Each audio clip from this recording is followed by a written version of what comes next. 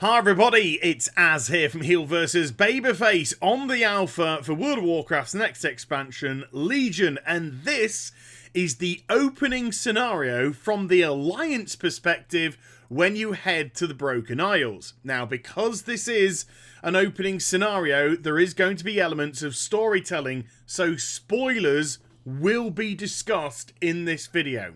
If you do not want to know any spoilers at all, then just give the video a thumb up and then be on your merry way. No harm, no foul. Even say hello to me in the comment section if you want.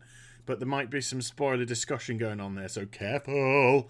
And then go off and watch that new show on Fox, you know, where they put the 16 cats in the arena together and they throw in a flick blade and then only one cat can leave alive. I think I dreamt that, actually. Maybe not. Okay, so let's start the video. Let's kind of go into what is going on here. And I have to say, the very first thing which jumped out at me when I began this was, oh, look, Ma, I'm back at the opening segment of Mr. Pandaria. It was very, very familiar indeed. And in actual fact, it seems like a little bit of a role reversal from the Horde side. Because I remember starting off as the Horde in Mr. Pandaria. You were on the airship. You started to shoot the Alliance soldiers down on the ground. And then, and then you got up to all kind of shenanigans. This is just like vice versa. You're the Alliance this time, and you're on a cannon shooting down Horde bats. So yes, this actually starts off not against the Legion. I mean, this is going past the Broken Shore scenario. So do bear that in mind. So this 40-player scenario, 20 Horde, 20 Alliance, teaming up together to fight the Legion. That's been and gone. That's one of the pre-expansion events things which are going to happen. So this is actually getting into the nitty-gritty of the expansion. So why are the Horde and the Alliance, considering they've just teamed up together to smack the Legion in the face to begin with, why are they now at loggerheads? Okay, so this is where some big spoilers come in. Lady Sylvanas is now the war chief of the Horde. Vol'jin is AFK. He's vanished. We don't know his fate, but he's just gone out of the picture. And what's causing the confrontation? Because we saw in the cinematic for Legion, remember? We saw Varian Rin and we saw Sylvanas and they were nodding to each other. They were on the same page. They landed. They hit the shores of the Broken Shore, without wanting to say shore too much. And they fought side by side. Well, unfortunately, folks, and this is another massive spoiler of Legion, Varian Rin doesn't make it. And Gen Greymane, I'm only going to call him Greymane or Gen from here on in, because saying those two words together is really difficult for me. But Gen Greymane, I'll just slow it down a little bit, has taken over as the head of the Alliance. Now some pieces might be fitting together for people, because if you recall at the beginning of Cataclysm, of course, there was a big storyline with the Worgen about Gilneas and the invasion of Gilneas by the Forsaken, and Sylvanas killed Gen Greymane's son, Liam, during that opening segment.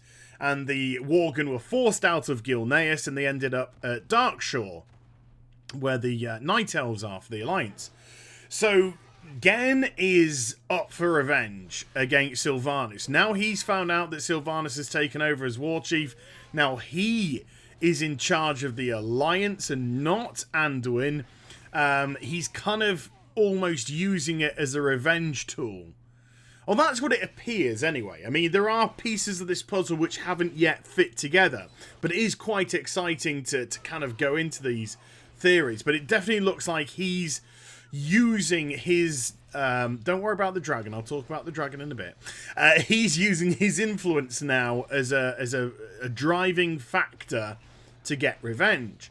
And without pushing things on too much, and when I mean in the questing of Stormheim, which is the zone which this leads into, Gen Greymane seems to be on a wee bit of a destructive, self-destructive pathway, that he will literally attempt to do anything to get his hands, to get a shot at Lady Sylvanas.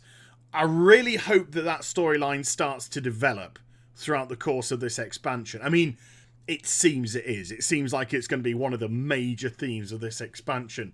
Because what we do tend to see all the time is conflict which comes to a forced resolution. I'm talking about things like the end of Mists of Pandaria, where was there really any need for the Alliance and the Horde to kind of have that peace agreement between them? No, they kind of had a pact where the Alliance would help out getting rid of Garrosh Hellscream, because it seemed like, you know, the lesser of two evils to have somebody like Thrall in charge of the Horde as opposed to Garrosh. But after that was dealt with, the only thing that really held Varian back from pushing the fight to the Horde, and remember, Jaina Proudmoore was completely up for that. In actual fact, she was trying to goad Varian into dismantling the Horde, was Anduin. He kind of thought about what Anduin had been throughout the course of Mists of Pandaria, what he'd kind of sacrificed himself in the name of peace. And he said, no, I'm going to give you the benefit of the doubt. And we kind of had this little impasse between the two. What I'd love to see at the end of the expansion, and because this is, like I've discussed at the start of this video, this is a spoilery video, feel free to talk spoilers in the comment section. You know, if people are still here and have been warned time and again about the discussion of spoilers, unfortunately it's on their own backs. I would really like to see at the end of this expansion just pure out-and-out conflict between the Horde and the Alliance. No resolution. Either Gen Greymane dies attempting to defeat Lady Sylvanas, or Lady Sylvanas herself becomes a cropper, or they both become a cropper. You know, I would like to see that sort of level of intensity.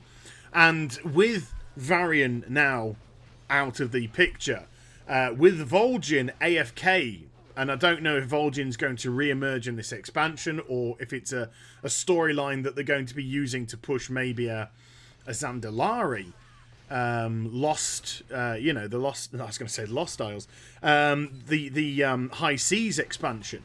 Maybe it could lead into something like that. Then let's just have a kind of all-out war situation by the end of it.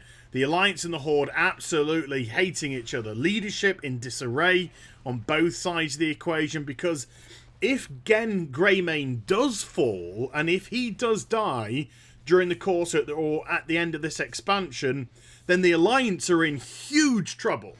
I mean, they are in huge disarray, because one thing that you could say was very positive about Varian was his strength. This guy, although he was very headstrong, very aggressive, very bolshy, he did have the chops to back it up. He wasn't just an asshole, period. He was an asshole that you know, could back up his challenges. He was strong, he was decisive, and those are the things which are very important in leadership.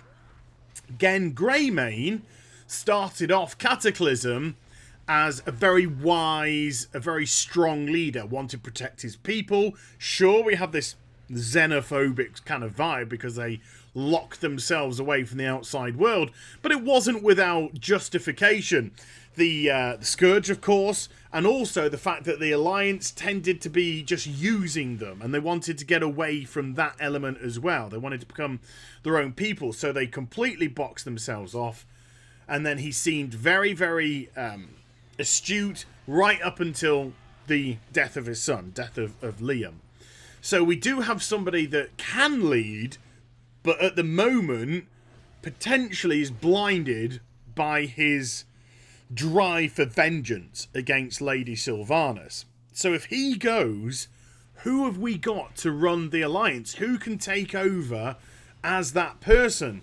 Well, Anduin's a very young man. You know, he might be wise beyond his years, but he doesn't have any experience at all. And speaking of Gen Greymane, here he is on the top, and we're fighting with him as we're taking care of some of the Horde nasties.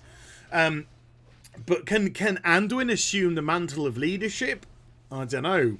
Then we've got Jaina Proudmoore, who would have been an amazing fit should she not have gone what she went through with Theramore.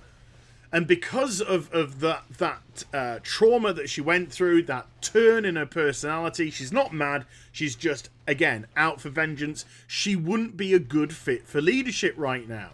She has to come to terms with her demons. They have to be exorcised before she can even consider, or people can even consider her for leadership. So then we've probably got the only viable option would be Muradin.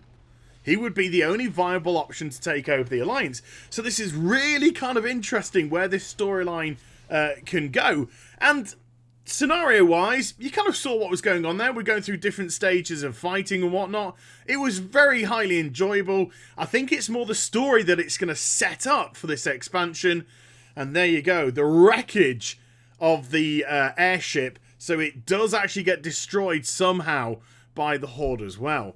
So let me know what you thought about it going on the screen in the comment section down below. Let me know what you think also about potential storylines. So I hope you enjoyed the vid. If you did, do give it a thumbs up and also subscribe. Follow me on social media and Twitch for live streaming. Links are in the description down below. Don't worry, Hordies, I'll also do it from your perspective too.